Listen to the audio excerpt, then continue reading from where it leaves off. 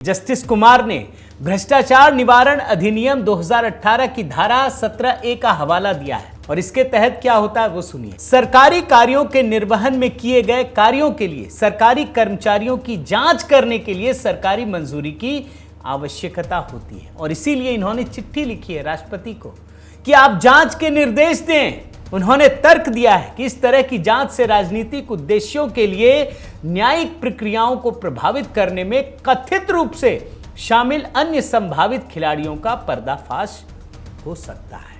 और मैं आपको चिट्ठी के कुछ अंश दोस्तों, ज्यादा नहीं, 2-3 पंक्तियां कोट अनकोट में पढ़कर सुनाता हूं। पूर्व न्यायाधीश उनके पत्र में लिखा गया है, पीसी एक्ट की धारा 7C के तहत अपराध करने में डॉक्टर डी.वाई. चंद्रचूड़ की संलिप्तता की पूरी संभावना है।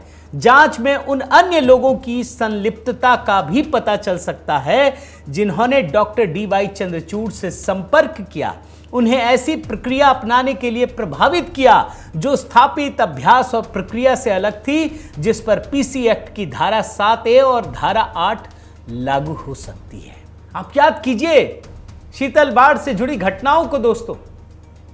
भाई 1 जुलाई 2023 गर्मी की छुट्टी थी दोस्तों, हाई कोर्ट में इनको जमानत याचिका खारिज कर दी गई थी और तुरंत ये मामला पहुंचा। मैंने 3 चीजें बताई। एक तो गर्मी की छुट्टी, शनिवार का दिन, और दिन भी नहीं था, शाम हो चुकी थी। लेकिन आनन फानन में, जल्दबाजी में डी.वाई. चंद्रचूड़ ने पहले 2 सदस्यीय खंडपीठ का गठन किया और बाद में बड़ी पीठ का। और इसी के लिए कहा जा रहा है कि वह अनियमित, मनमानी और बाहरी विचारों का संकेत देने वाली थी। यहां एक बात आपको बताना जरूरी है दोस्तों, जो शायद जस्टिस कुमार भी समझते हैं कि न्यायाधीशों की मंशा पर सवाल नहीं है। वो कहते हैं, जस्टिस कुमार ने स्पष्ट किया कि वे शीतल बाढ़ को अंतरिम जमानत देने के सर्वोच्च न्यायालय के आदेश के न्यायिक परिणाम पर कोई टिप्पणी नहीं कर रहे हैं, बल्कि यह आरोप लगाया कि जिस तरीके से मामले को सूचीबद्ध किया गया, सुनवाई की गई, उस पर गंभीर सवाल उठता है। और जो शिकायत की गई उसको फिर मैं एक कोट अनकोट में पढ़ता हूं, चिट्ठी का हिस्सा।